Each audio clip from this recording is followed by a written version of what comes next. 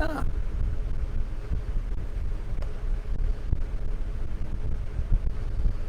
All right, assuming I am live because the little wheel is still spinning. Oh, it stopped spinning, so I must be live. And assuming that the microphone is working, or I have it on, and assuming I can get into frame. Ooh, my head's really big, or something's really big here. Okay, well, whatever. Assuming all these things, let us dive into chapter 17 of the Bhagavad Gita. And hopefully you can hear me okay. I got a fan over here. So hopefully it's, and I'm trying to block the mic with my body. Not that you need to know any of that. Okay, chapter 17, the power of faith, is how Iswaran entitles this one. I don't know what it is in the Sanskrit. And basically, we're going to talk about three kinds of faith based on the three gunas. And if you don't know what the gunas are, you want to look at some past videos, like the last video would be can't remember. It wasn't in chapter 16 because that was all about sort of the demonic and godly personalities or traits. Here in 17, the power of faith, the three kinds of faith based on the three gunas, and I guess the three kind of personalities that result from the three kinds of faith. And if you don't remember what the three gunas are, sattva, rajas, and tamas. Sattvas is for lack of they're all very sort of complex, and you could use a lot of different words to describe them or define them. But to just kind of do one or two word definition, sattva is sort of like righteousness or truth or purity. Rajas is action or passion. And tamas is ignorance and or laziness. So those are the three gunas, and the balance of those gunas are sort of like the driving force of everything that is alive, or I guess things that aren't alive too, but everything that's alive is in balance and flux with these gunas. And the dominant guna sort of gives you your personality, and so on and so on. So Rajistic people are the rajas, the guna of rajas is dominant, or they're always active. They may like a lot of caffeine. I'm drinking tea. And so on. But even someone who would say sattvic would still have rajas and still have tamas as a part of their personalities, as a part of their makeup. Nobody's just purely one guna. It's a balance of the three, and the dominant is the dominant guna will be sort of the dominant aspects of your personality. But a sattvic person that has no rajas will have no passion. They will have no drive to sort of do anything. And have no tamas would be like would just be ignorant and not sort of motivated to do anything. So it's we need all the gunas is the moral of the story. I want to stop talking and start reading because my brain sort of is just it tuned out for the weekend. So in chapter 17, Arjuna begins. O Krishna, what is the state of those who disregard the scriptures but still worship with faith? Do they act from sattva, rajas, or tamas? And Krishna answers for the rest of the chapter. Krishna says, every creature is born with faith of some kind, either sattvic, rajasic, or tamasic. Listen, and I will describe each to you. Our faith Our faith conforms to our nature, Arjuna. Human nature is made of faith. A person is what his shraddha is. And that word for faith here is this word shraddha. So if you don't know what this word shraddha is, well, it makes sense because it's not an English word, it's a Sanskrit word. And it's often translated as faith. But I want to make it clear, and I actually get offended when my yogi friends who aren't Christian or don't come from a Christian background, or I guess came from a Christian background but are sort of resentful towards the Christianity that they were exposed to growing up, always seem to define faith as sort of wanting to believe in untrue things, or like, whatever. And faith, those of you who say are Christian, who have stuck with it, who actually who actually believe in Christianity in an authentic way as expressed in the Bible know that faith isn't just sort of like believing something to be true, or it's not denying reality to believe something that's not true. It's trust in something. So when you have faith in God, you don't believe, it isn't just simply you believe that God exists. That isn't faith. Because there's a lot of people that believe God exists who live as if God doesn't. So faith isn't just a belief in God's existence. Faith is trust in what that means. Trust in God who exists. Or I would define faith, quite frankly, it's not belief that God exists, but it's the belief that my existence matters to God. The trust that my existence matters to God who is.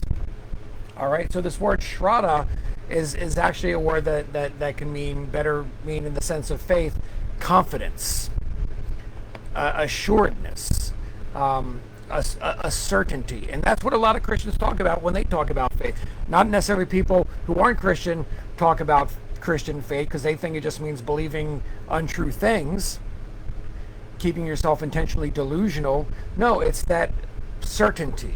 Now, I'm not saying that everything that Christians are certain about is necessarily accurate or true, because a lot of Christians have a lot of ideas that I personally would question as being authentically true to the Christian gospel. Let's say use the word. I was going to use the word dharma because I like the word dharma as teaching, but there are a lot of people who believe a lot of things contrary to what Jesus said and how Jesus told us to live, and they think that those things they believe are true. And so, but it's that shraddha, that confidence.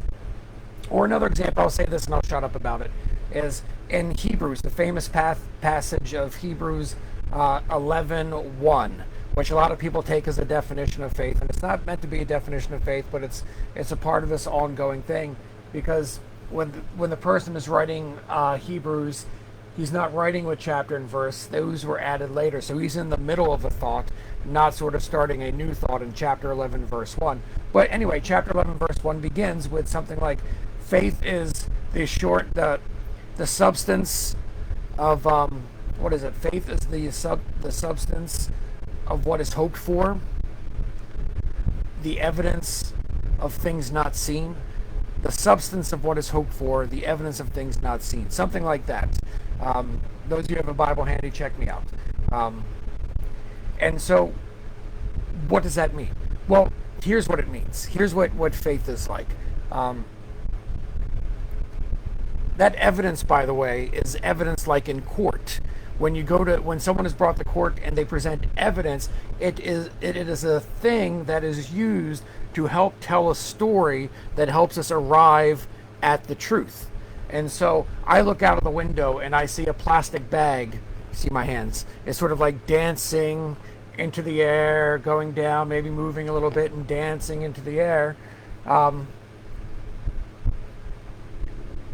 When I see that plastic bag, I don't think, ooh, the bag is magic, or there's fairies playing catch with the bag. I say the wind must be blowing, because the evidence of things unseen, which would be the wind in that case, because I don't see the wind, I see the evidence based on the result of the wind, and based on my experience of what happens in the wind.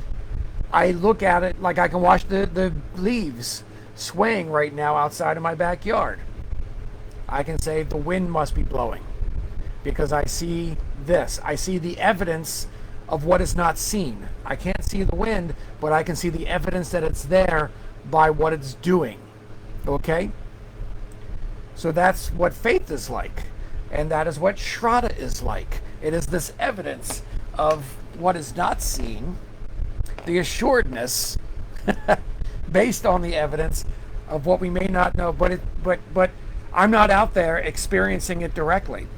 So I don't have direct experience. If I walk outside, I can have direct experience, and I don't need faith that the wind is blowing right now based on what I'm seeing. I will experience it. This is the wind.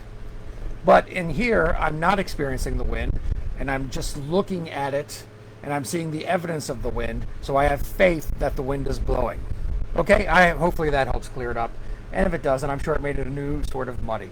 So that's what we're talking about when we're talking about faith. And we're talking about this in here. We're not talking about, you know, a lot of stuff that people make about faith, but it's just assurance. If you do the teaching, if you follow the path, if I put gas in my car and make sure it's tuned up and have the map of where I want to go to, I have confidence that I'm going to arrive at my destination because I did all this work to achieve that end. And I trust the car to do what a car is designed to do.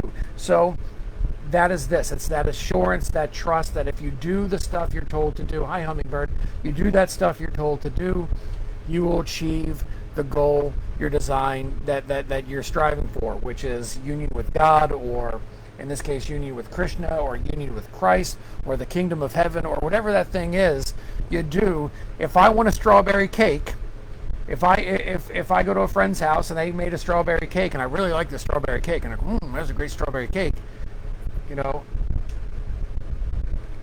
can you tell me how to make this strawberry cake? And this person gives me the recipe. All right, now I have faith that if I do the same things this person told me to do using this recipe, I will get this, not the same because existentially that's impossible, but a strawberry cake that would be just like the one that I enjoyed so much. And if I don't follow those instructions, I won't get a cake that was like that. I may get something close to it. I may get something totally different. Who knows what I'll end up getting, right? If I decide I don't want to use strawberries, I want to use blueberries, it's not going to be a strawberry cake anymore. It's going to be a blueberry cake. And who knows what else I'm going to change. So I can't get mad at the end results, or I can't expect to get to the end result if I'm not following the recipe. But if I follow the recipe, I have faith, I have shraddha, I have the assurance, the confidence that I will end up with the same kind of cake. Okay, that was 12 minutes on cake and wind and other things, trying to explain what this faith thing is. Hopefully that cleared it up, and if it doesn't, oh well.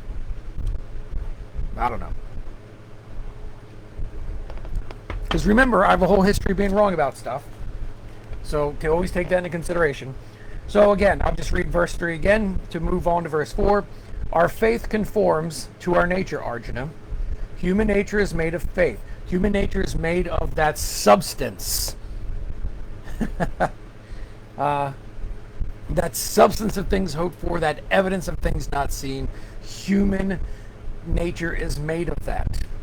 And a person is what his shraddha is. What you have confidence in is what you're going to end up being, right? Or as Qui-Gon Jinn said in episode 1, and I don't want to get into the merits or demerits of episode 1, but there's one great line, well, there's a couple good lines in it, but one of the great lines that I remember when I first saw it in 1999 in the movie theater, and has always stayed with me, is when Qui-Gon says, your focus determines your reality, which is also a Buddhist idea. Buddha says your thoughts determine, you are the product of your thoughts. The life you have now is the result of the thoughts you had in the past, because the thoughts you had in the past determine how you felt and what you did, and that created who and what you are right now and where you are right now, and the thoughts you have in the present will determine who you will be. So you can guide where you're going to go by guiding your thoughts. Anyway, so a person is what his shraddha is. Your focus determines your reality. Your thoughts make you what you are. Those who are sattvic, that's the righteous, the purity, that one. Those who are sattvic worship the forms of God. Those who are rajasic, the passion, the active, worship power and wealth. Those who are tamasic, the ignorant and the lazy, worship spirits and ghosts. Some invent harsh penances. Motivated by hypocrisy and egotism. They torture their innocent bodies and me who dwells within. They torture the people who whip themselves as their religious devotion. Krishna is saying they're torturing themselves, but they're also torturing me because I live in them. Which also means too, by the way, take away the word Krishna and just put in God. God's saying, hey, when you torture yourself, you're torturing me because I live in you. It also means when you torture that other person, you're torturing me because I live in that person, which is what Jesus says, right? Whatever you did for the least of these, did to the least of these, you did to me. That's the judgment scene in Matthew 24, where Jesus tells us his criteria for how he's going to judge us. And it isn't about, did you go to church? Did you not go to church? Were you gay? Were you straight? Did you have sex before marriage? All that other stuff. It just was, hey, when you saw a hungry person, did you feed them? When you saw a thirsty person, did you give them something to drink? When you saw someone who was lonely, did you visit with them? When you saw a stranger, did you welcome them? When you saw someone who was sick, did you spend time with them and try and console them? When you saw someone in jail, did you visit them? Because whatever you did to them, you were doing to me. And if you ignored them, you were ignoring me. And the people that ignored them or went out to hurt them, like, don't want to get political, but it's been 4 years. Maybe it's enough time has passed where I can say it. But people who decided that it was okay to rip families apart and put babies in cages were doing that to Jesus. Or they were doing that to Krishna. Or they were doing that to God. Because God or Jesus or Krishna or whatever term you want to use for it is in each of us. And whatever we do to the other, we're doing to God.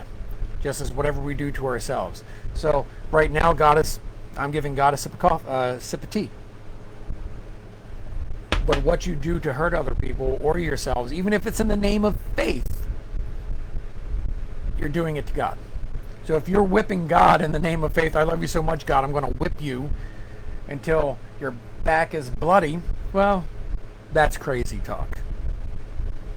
Now that would be the kind of faith that I would agree when people say, yeah, it's believing in nonsense. That's believing in nonsense.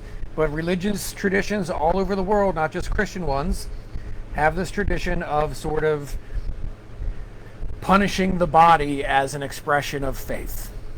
And that punishing the body, says Krishna, is a punishing of God as well, because God dwells in the body. Blinded by their strength and passion, they act like demons. So when you're punishing yourself, you're acting like a demon. When you're punishing others, you're acting like a demon and you're hurting God. 3 kinds of faith express themselves in the habits of those who hold them. 3 kinds of faith express themselves in the habits of those who hold them. In the food they like, the work they do, the disciplines they practice, the gifts they give. Listen and I will describe their different ways.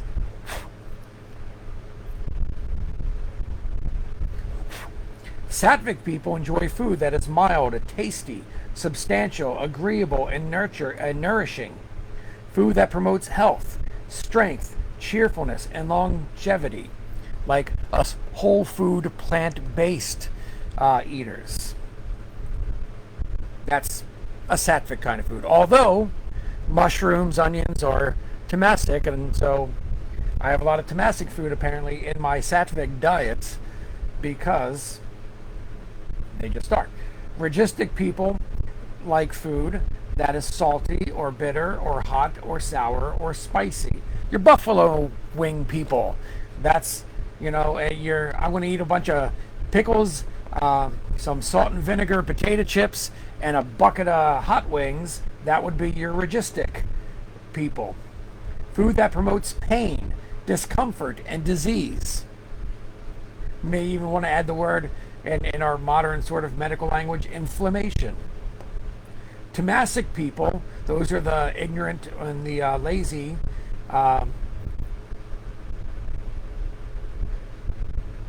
Torpor, right, is the word that's coming to mind. Tamasic people like overcooked, stale, leftover, and impure food. Food that has lost its taste and nutritional value. The people that have, again, not promoting meat, I'm not a meat eater, but I remember my time as a meat eater and being with other people that get the steaks well done. Like you see people get the steak and it's like a hockey puck, that's how they like it. That's tamasic, right? It's overcooked. People who eat stale food, food that's sort of left over, like the pizza that's been, you had a pizza party that night, a party and had a bunch of pizza, and like the next day you have that cold sort of stale pizza. Maybe it's 2 days later you have that cold stale pizza still sitting on the table. A Tomasic person still gets open up the box and says, "Oh, pizza," and they eat it, right? So these gunas, your dominant guna is going to determine the kind of foods you like. Now, there was a time when I was really big on bitter and hot and sour and spicy food, as well as my caffeine and all that other stuff. So there was a lot of registic sort of stuff, at least in my diet, which I'm sure meant there was a lot of my personality, maybe in my dominant states.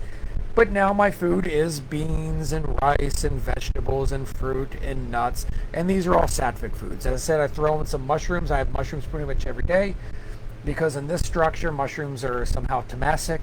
But mushrooms are some of the healthiest foods you're going to eat. And I'm not going to not eat mushrooms because somebody, 5,000 years ago decided that mushrooms, probably a guy who came up the list just didn't like mushrooms, right? So, mushrooms are healthy. They're uniquely healthy because I think it's like if it's not the only fungus we eat, it's one of the few fungi that we eat. And that's why I am such a fun guy, because I eat a lot of mushrooms. I have an app on my phone, but I don't have my phone with me. It does the snare and the cymbal. All right, I'm sorry. I'm all over the place. Back to Krishna. The sattvic perform sacrifices with their entire mind fixed on the purpose of the sacrifice. Without thought of reward, they follow the teachings of Scripture. So sattvic people worship God because worshiping God is enough. They're not worshiping God to get to heaven. They're not worshiping God to be healed of a sickness. They're not worshiping God so God will give them money, or a lot of these things I hear in churches. They're worshiping God because God is God, and God deserves to be worshipped, and so they worship God, not asking anything in return. I would make the case they truly love God, because that's what love is love is doing and not expecting anything in return. Doing and expecting something in return is not love. It is a transaction. And so the people who love God for what God is going to give them don't love God. They love the things that God can give them, and God is just the means to the end, right? So love is treating people and things as if they are the end in and of themselves, and not the means to the end we want, which is a certain feeling, a certain thing, or whatever. Bear with me, I got to save this squirrel's life because my dog is about to kill it.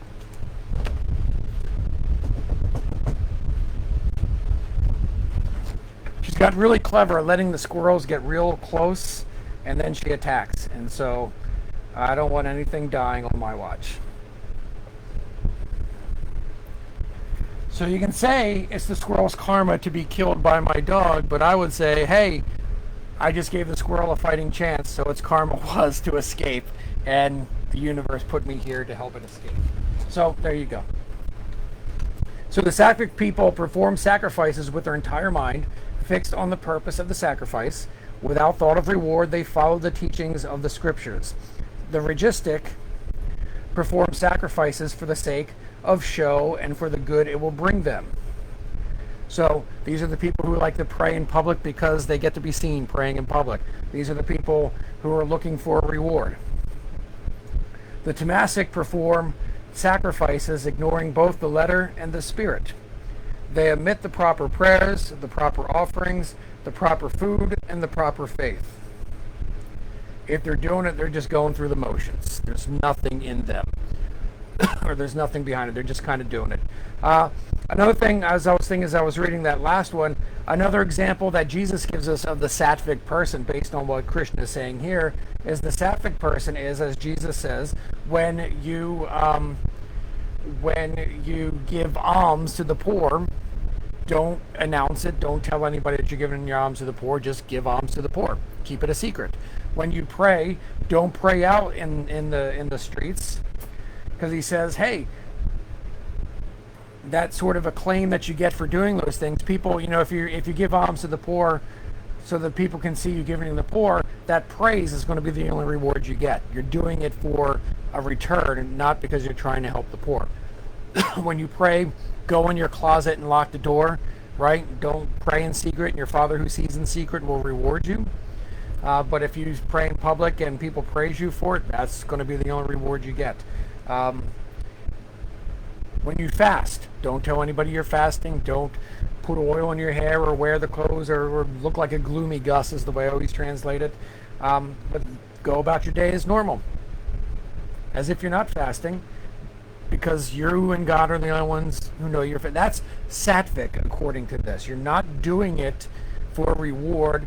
You're not doing it even just going through the motions because, hey, it's Ash Wednesday, and so I need to not eat today and get ashes on my head and have everyone see me with the ashes so they know I've been a good Christian, or they know I've been to church that day. It's you just do it because you do it. Because you love God enough to do it, right? To offer service to the gods, to the good, to the wise, and to your spiritual teacher, purity, honesty, continence, and nonviolence, these are the disciplines of the body. To offer soothing words, to speak truly, kindly, and helpfully, and to study the scriptures, these are the disciplines of speech. Calmness, gentleness, silence, self-restraint, and purity, these are the disciplines of the mind.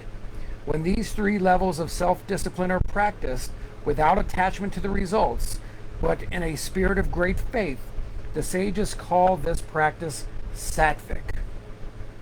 So again, you're not doing it to get a result. Disciplines practiced in order to gain respect, honor, or admiration are registic.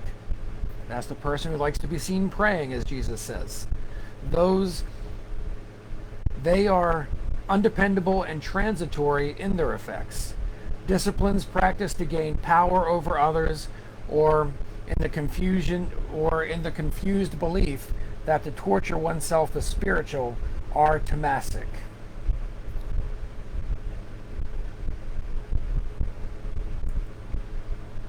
Giving simply because it is right to give without thought of return at a proper time and proper circumstances and to a worthy person is sattvic giving. Giving with regrets or in the expectation of receiving some favor or of getting something in return is registic. Giving in an appropriate time in an inappropriate circumstance to an unworthy person without affection or respect is tamasic.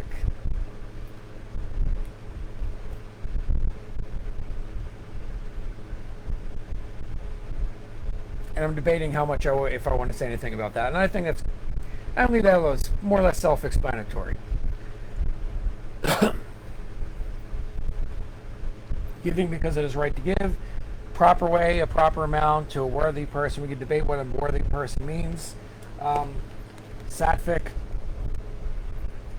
giving to get something in return. Hey, buying a drink just because, hey, I haven't seen you in a long time, have a drink. For those of you who go out to bars.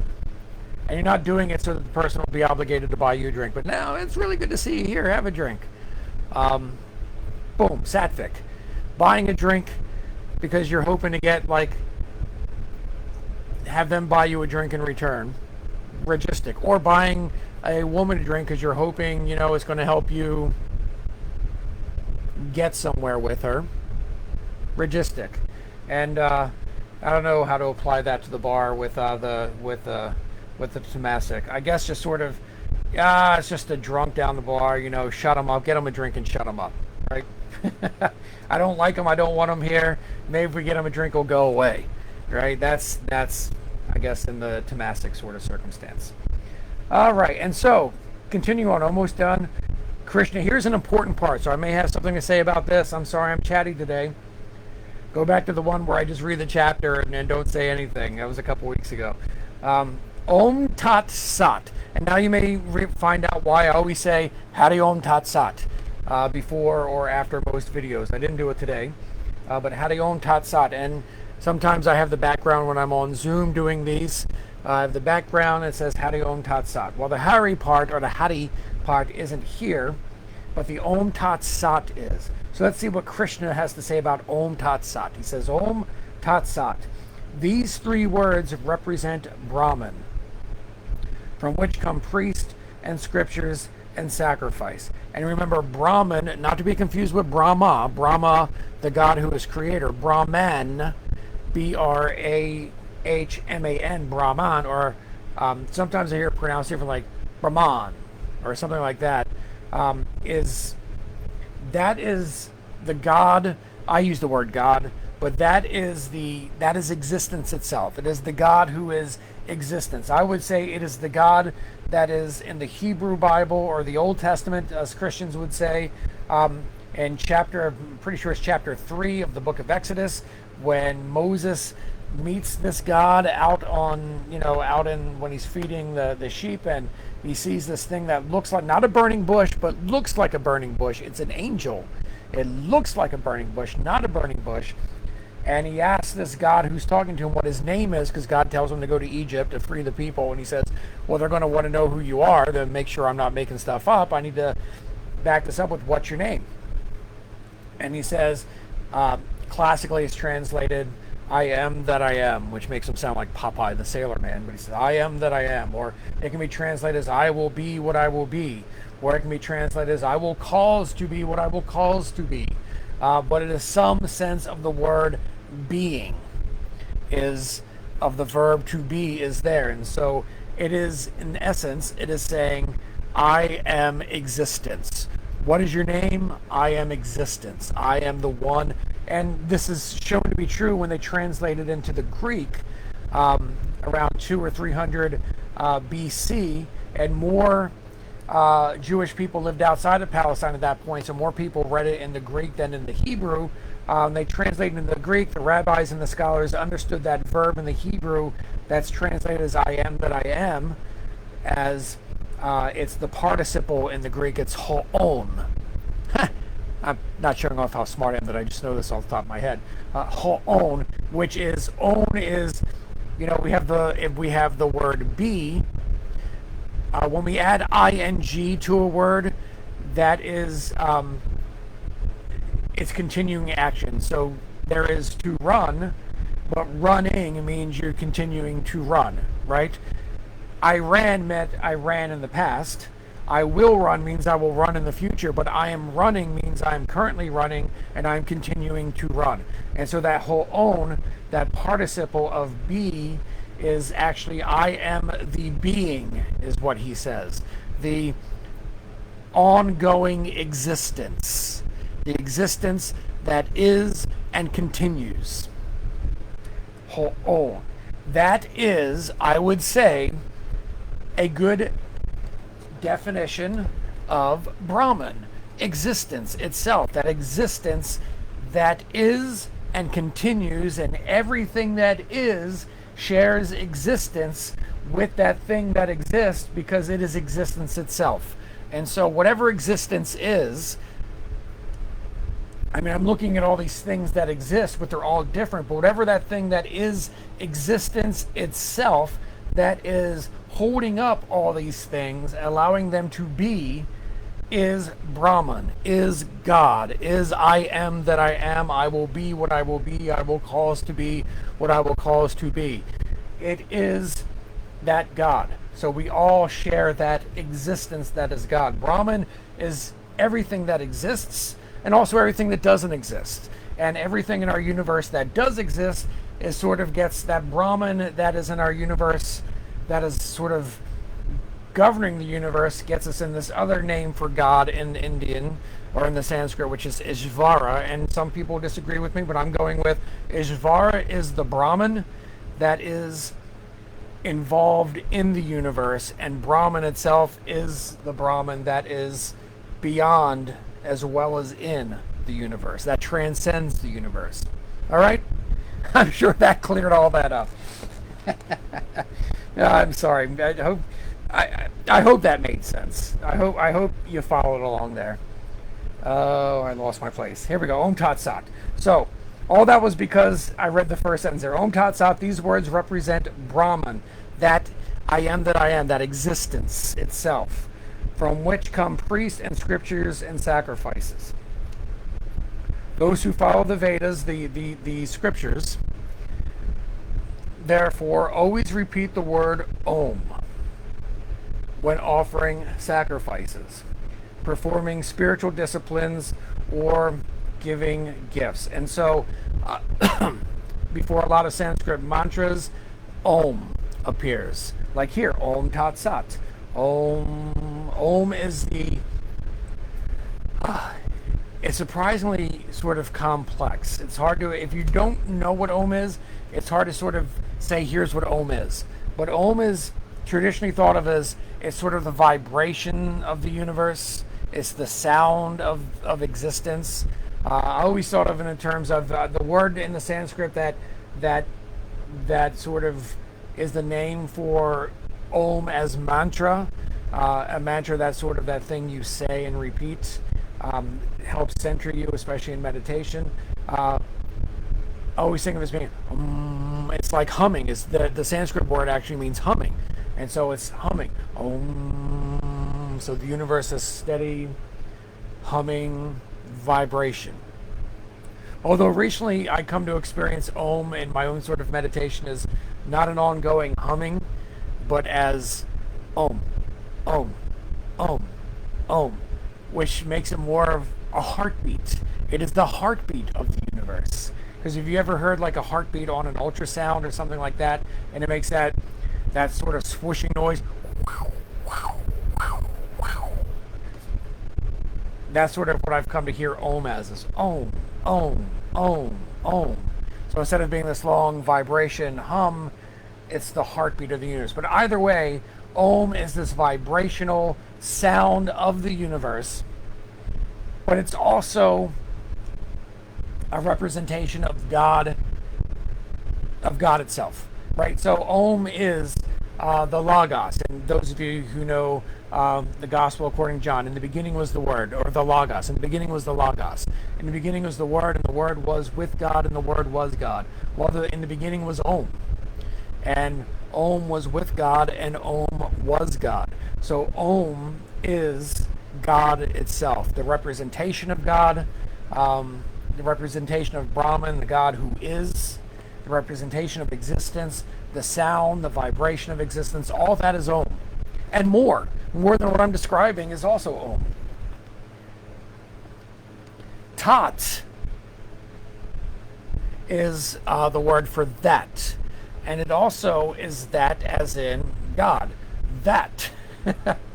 Because there's an Upanishad where the teacher is explaining to the student his true nature, his true essence, and he's saying all these things, and he finishes each and goes, you are that, you are Tat, you are that, which is also saying you are that divine nature. You, all that God is, you also are Tat. So Tat is also, means that, but it also is another sort of stand-in for that which is God. This is my understanding of it. There's going to be some people who may have different views on this. I'm just giving you my little commentary. All right, so there's Om, who is God, and the sound of God, the vibration of God, the Vedic sort of word of God, the scripture word for God. You have Tat, which just means that, but it also is sort of that as in that which is God. And then you have Sat, which is like truth. It is like reality. There's another word for it that's like in my mind. But it's like, just say it's like truth, reality, what is. So Om, Tat, Sat, these three sort of symbolic sounds or words is Om is that truth. Om is that reality, or that reality is Om, or that truth is Om. And of course, truth also is, that Sat is also the eternal ongoing truth, because what is true in the yogic sense is not what is temporary. What is temporary is false. It's an illusion. It comes and it goes. What is true, what is real, is what is enduring, what lasts forever. And so the body is not real, the body dies. But the soul, the self, the whatever word you want to use inside that animates the body endures, and it takes on a new body. Like you change your clothes each day, you change your body each life is this understanding. So what is true is not the body. The body isn't you. That's just sort of your skin suit you're wearing temporarily. But you're going to take off the skin suit, and what is left is going to be what is you, and that's going to be this, for many words for it, your Atman, I guess we could use the word Purusha for that as well. Your soul, your jiva, whatever the word that works for you, your spirit, that thing that is really you, your truest self, that continues. So that is what Sat is going to, is that continuing reality. And so all that, to say all that is my sort of interpretation of Om Tat Sat, is just simply, all that to say this, Om Tat Sat to me as a mantra means, and when I use it, it is sort of a focusing thought that reminds me that everything that exists is a manifestation of God. Everything that exists is a manifestation of God. And sometimes one of my spiritual practices is, especially if I'm having a really crappy day, because I'm having a crappy brain, right? I have this prayer I used to do back in the day, which was, there's that old serenity prayer: God grant me the serenity to accept the things I cannot change, the courage to change the things I can, and the wisdom to know the difference. And actually, the original form is longer, but most people stop at that. I always have what I call the short form of the serenity prayer, which was simply, God, get in my head today before I do, right? Because I get in my head and the day starts going bad because my attitude goes bad. And so when I find myself having a bad attitude, or things aren't going the way I want them, and I forget that, I forget sort of my Zen, Taoist, Christian, yogic thinking, which is like, hey, these things aren't supposed to go your way. Don't do things to get an end, just do it. And I forget all that, and I get caught up in the results, and I get caught up in what I want, and I get caught up in my desires, and things go bad, and everything feels like a fight now, because my mind is fighting what is rather than just accepting what is. I sometimes remind myself that everything that I'm experiencing is a manifestation of God. So I will remind myself, things are just having a crappy day. I'll just go through my day, and whatever I see, I'll just be like, I honor the divinity in you. I honor the divinity in this moment. I honor the divinity in the situation. When the dogs pee on my floor inside my house, I honor the divinity in that dog. I honor the divinity in this occurrence. As I'm cleaning it up, I honor the divinity, because I remind myself that the dogs are not my dogs. They are not my possessions. They are souls just like me, and so my dogs are my teachers. And so they are reminding me, one of the things they're teaching me is to always look for ways to remind myself that God is present in this moment. St. Ignatius used to say, God is in the midst of all things. God is in the midst of this crappy situation that you're going through, if you're going through a crappy situation. God is in the midst of this joyful situation if you're going through a joyful situation. Well, that's the same idea. God, I honor the divinity in this moment. I honor the divinity in that bird feeding at the feeder. I honor the divinity of this dog storing down here. Okay? So that's what Om Tat Sat means to me, is that everything that exists is a manifestation of God, is a manifestation of the divine. In this, at its most basic level, in the sense that everything that exists, and it only exists because it has God, who is existence, as a part of them, upholding them. But everything else is somehow a manifestation of God. That it's God in disguise. And even though God is bigger than each of us, it's sort of God in disguise. We're all, I guess, just like little cells of God operating, doing our thing. I don't know. That last part was just sort of free association. So Om Tat Sat, everything that exists is a manifestation of God. Om was this word used by the priests, used in the scriptures for offering sacrifices, performing ritual disciplines, giving gifts. Those seeking liberation and not for any personal benefit, add the word Tat when performing these acts of worship, discipline, and charity. So Om is the word of these religious sort of actions and thoughts those seeking liberation and not looking for any personal benefit, add the word tat, so now word om tat. And sat means that which is. It also indicates goodness. Therefore, it is used to describe a worthy deed. And so, all that I do is a manifestation of God. And when I know that, I can sort of manifest good things. And when I don't know that, I'm caught up in all my bullshit. Sorry to use a strong word, but I get caught up in my bullshit, and the God who manifests is this bullshit, angry, chaotic thing out there, right? So, Om Tat Sat. I'm going to read that paragraph once more, just without me commentating, so that you can sort of hear it. So, Om Tat Sat. These three words represent Brahman, from which come priest and scriptures and sacrifice. Those who follow the Vedas or the scriptures, therefore, always repeat the word Om when offering sacrifices, performing spiritual disciplines, or offering or giving gifts. Those seeking liberation and not any personal benefit, add the word Tat when performing these acts of worship, discipline, and charity. Sat means that which is. It also indicates goodness. Therefore, it is used to describe a worthy deed. To be steadfast in self-sacrifice, self-discipline, and giving is Sat.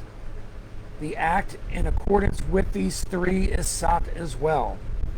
But to engage in sacrifice, self-discipline, and giving without good faith is Asat, or Asat, without worth or goodness, either in this life or in the next.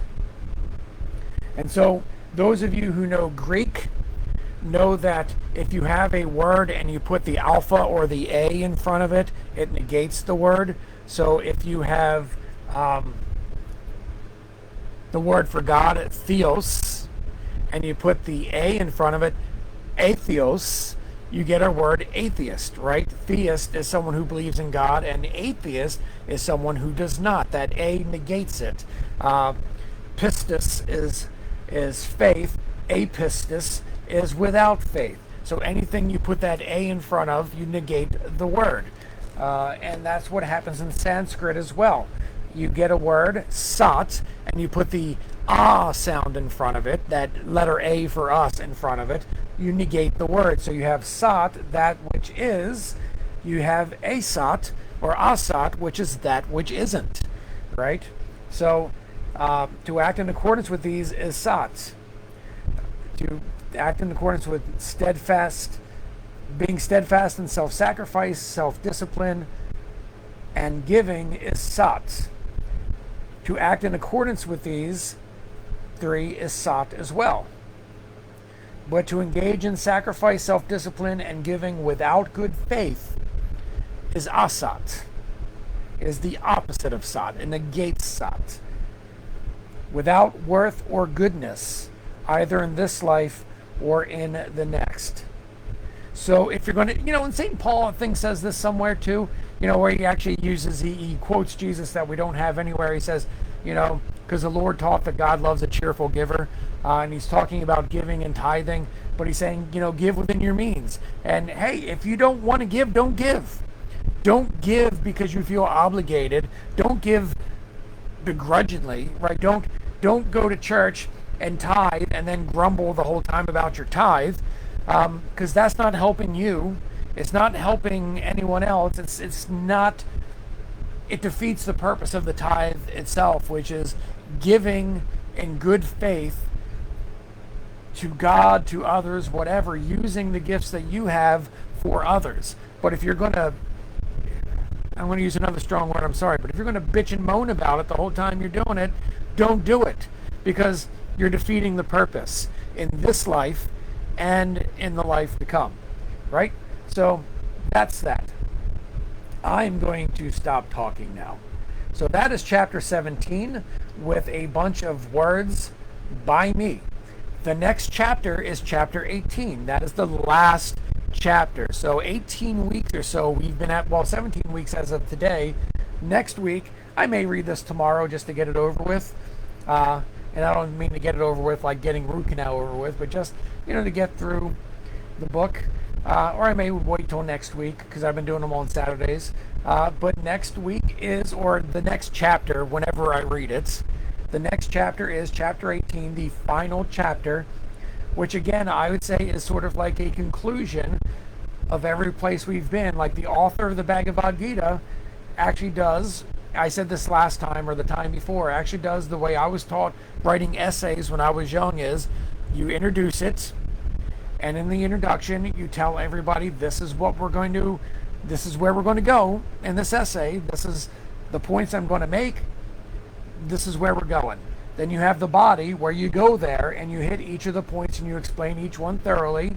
And then you have the conclusion where you said, see, I said I was going to go there and we went there, and this is where we went, and this is sort of the summary of where we've been and what it means. Well, this is what the Bhagavad Gita does. Well, the first chapter you have, as I always say, is that lobby between the world and the sanctuary, that narthex that would be in a church. That's sort of what the first chapter is. It gets us out of the larger drama of the Mahabharata into the Bhagavad Gita. So the first chapter is sort of that hallway in between the Bhagavad Gita and the Mahabharata.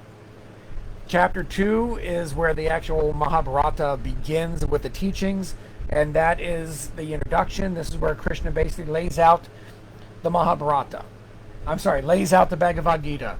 In chapter 2, he basically lays it out in a nice, concise, summarized form. So if you read chapter 2, you got the gist of a lot of what's going on that he talks about in 3 through 17 in detail. Doesn't hit all the topics, but he hits most of them. And then in chapter 18, he's going to sort of recap. So if you just read chapter 2 and chapter 18, you got a lot of it. Because just like a good essay that's written well, you can read if it's like a short essay, say like a 5-paragraph essay, the first paragraph's the introduction, the last paragraph's the conclusion. If you just read the introduction, the first sentence of each following paragraph, which should be the topic sentence that basically says what that paragraph is about, and the conclusion, you get the gist of the whole essay. You don't have to read it all, right? So if you're short for time, you just do that. Well, the Bhagavad Gita is the same way. Chapter 2 and chapter 18 gives you pretty much the whole thing, and then you can just sort of read find a way to read the first paragraph of everything, the first sentence of everything in between. All right, I'm going to stop rambling now. Hey, thanks for watching this, those of you who are watching this, and I have no idea why my head is so big today, but thanks for watching this, and if you like it, share it, let people know about the Bhagavad Gita with commentary by me. Hopefully some of it made sense. I'm not a Swami, I'm not a guru, I'm just a yogi, which means student. I'm just a student trying to figure this out with everybody else. Unfortunately, I've had some good teachers along the way, and one of the teachers has been my own soul. So, thank you very much. Hari Om Tat Sat. I hope you have a good rest of your day. Peace out.